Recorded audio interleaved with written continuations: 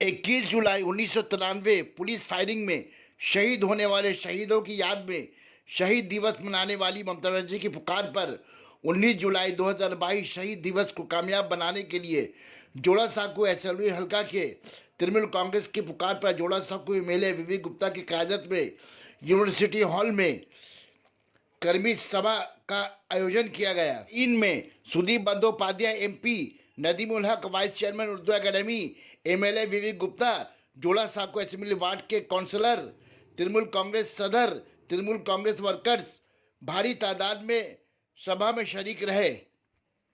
কিন্তু কলকাতা শহরে কত মানুষ যে সেদিন রাস্তায় থাকতে পারে তার একটা রেকর্ড আমাদেরকে ওই দিন তৈরি করতে হবে এবং দেশবাসীকে বোঝাতে হবে যে স্বাধীনতার পর কোন শহরে আজ পর্যন্ত রাস্তায় কোন সভা ডেকে এত মানুষ অতীতে কখনো জমায়েত হতে পারে এবং তার প্রস্তুতিও চলছে।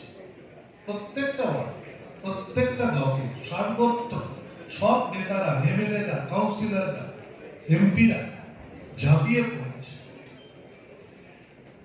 এই যে রাজনৈতিক চেতনা বোধটায় আমাদের এই সমাবেশটাকে একটা অদ্ভুত জায়গায় উন্নীত করতে হবে, সেই বোধটাতে দল আজকে পুরোপুরি আবিষ্ট।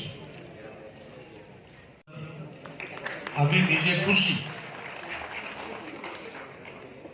21শে জুলাই আমিও ছিলাম কলকাতার রাজপথে, কিন্তু আমি যেখানে ছিলাম বউবাজারের দায়িত্বে, সেখানে কোনো গুলিগোলা চলে না। ধর্মতলায় চলেছিল গুলি।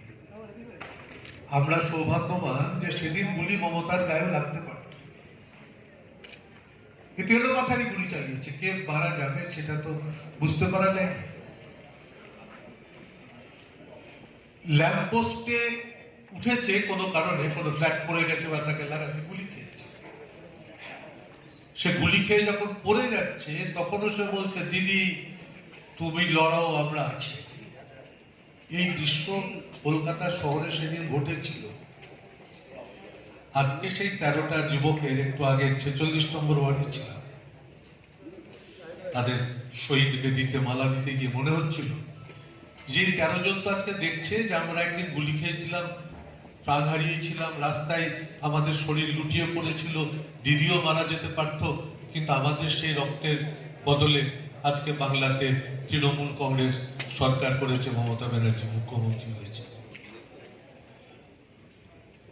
রাস্তায় যার শরীর ফেলে দেওয়ার চেষ্টা হয়েছিল, সেখান থেকে তিনি আজ মুখ্যমন্ত্রী। 11 বছর অতিক্রম করেছে এবং এখনো পর্যন্ত বাংলায় তৈরি হয়নি। সারা দেশের কোন দল আজকে মমতা ব্যানার্জিকে স্পর্শ করে? আমি সব মিটিংয়ে তো বলি, সিপিএম এখন, আমি নিজেই বিশ্বাস করতাম না যে সিপিএম এর রাজত্ব বাংলা থেকে একদিন সরে যাবে, কিন্তু আজকে সেই সিপিএম পশ্চিমবাংলা বিধানসভায় শূন্য তো হয়ে গেছে। কংগ্রেস দল শূন্য হয়ে গেছে। তা 34 বছরে সিপিএম কে শূন্য করা গেলে বাংলাতে বিজেপিকে শূন্য করা মমতা ব্যানার্জির পক্ষে কোনো সমস্যা নেই। তিনি করে দেবেন। গত লোকসভা এবং বিধানসভাতে কংগ্রেস আর সিপিএম, এই যে বলছি শূন্য হয়ে গেল, তার কারণ তারা তাদের ভোটগুলো বিজেপিকে গিয়ে দিয়ে দিল।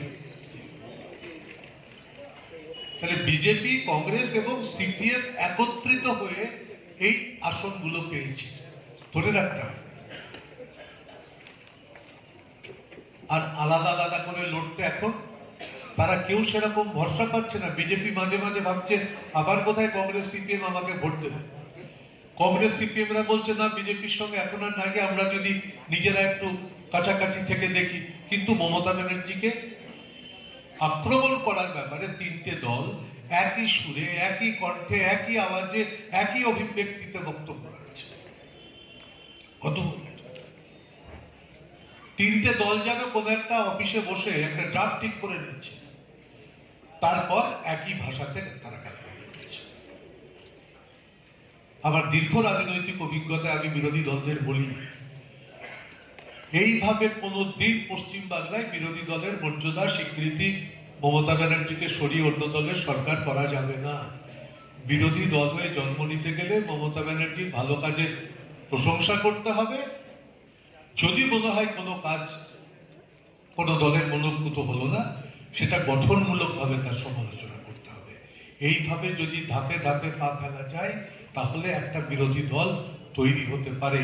পশ্চিমবাংলায় সিপিএম এর বিরুদ্ধে একটা দল তৈরি হয়ে তাকে ক্ষমতা থেকে সরাতে 34 বছর সময় লেগেছে। 34 ইয়ার্স। একটা ছেলে যখন